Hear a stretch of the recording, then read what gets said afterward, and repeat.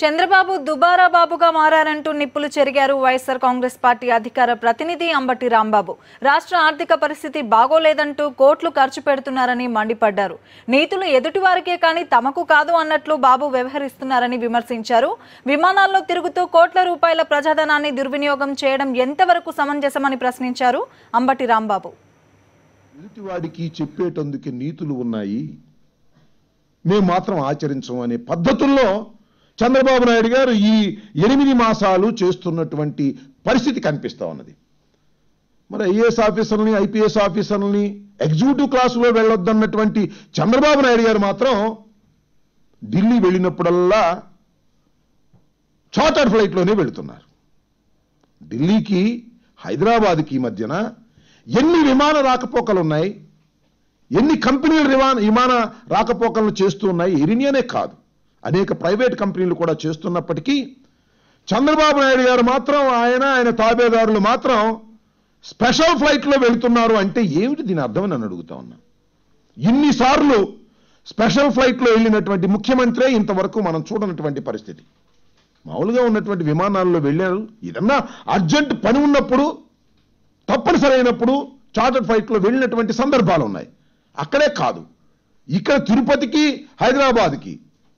హైదరాబాద్కి, విశాఖపట్నానికి, హైదరాబాద్కి, విజయవాడకి కూడా ప్రత్యేక విమానాల్లో వెళుతున్నారు. ఏమిటిదంతా అనుకుంటున్నా. ప్రజాధనాన్ని ఇది దుర్వినియోగం చేయటం అవుతుందా, లేక ఆర్థిక క్రమశిక్షణను పాటించడం అవుతుందో ఒక్కసారి చంద్రబాబు నాయుడు గారు ఆత్మవిమర్శ చేసుకోవలసినటువంటి అవసరం ఉన్నది. చంద్రబాబు నాయుడు గారు దుబారా ఖర్చు విపరీతంగా ఖర్చు చేసేటటువంటి పరిస్థితి కనిపిస్తా ఉన్నది. మీరందరూ చూశారు, పోలవరం ప్రాజెక్టుని జాతీయ ప్రాజెక్టుగా అనౌన్స్ చేసి పోలవరం ప్రాజెక్టుకు అయ్యేటటువంటి అన్ని నిధులను కూడా కేంద్ర ప్రభుత్వమే భరాయిస్తాము అని రాష్ట్ర విభజన సందర్భంగా మనకు యాక్ట్లో కూడా చెప్పడం జరిగింది. అలాంటి పోలవరం ప్రాజెక్టుకి చంద్రబాబు నాయుడు గారు మొబలైజేషన్ అడ్వాన్స్ అని 100 కోట్ల రూపాయలు ఎందుకు విడుదల చేశారు? రాష్ట్ర ఆర్థిక పరిస్థితి ఇంత ఇబ్బందుల్లో ఉన్నప్పుడు దేనికి చేశారు మీరు? దానిలో వచ్చే పర్సంటేజీల కోసం చేశారా, లేక కాంట్రాక్టర్లు మీ వారని చేశారా?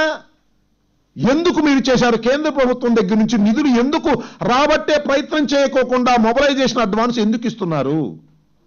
ఈ పొదుపు మంత్రాలు బ్రహ్మాండంగా చెప్పారు. మీరు పొదుపు చేయాలి, అందరూ సక్రమంగా వాడాలి డబ్బులని మీరు చెప్పారు.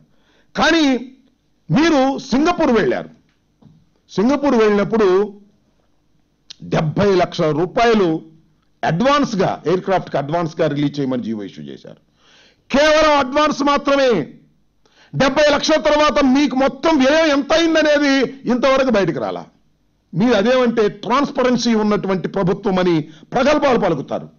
ఎన్ని కోట్ల రూపాయలు ఖర్చు చేశారు సింగపూర్ మీరు వెళ్ళడానికి?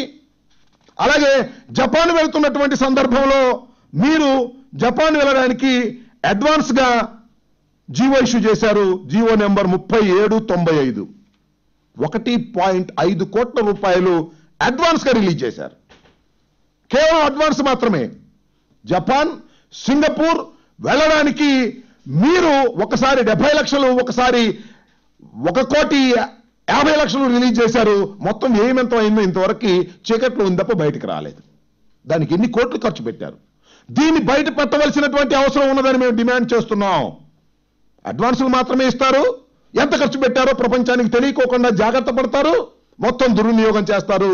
ఇది సరైనటువంటి పద్ధతి కాదు అనేది ఈ సందర్భంగా చెప్పదలుచుకున్నాం. అంతే.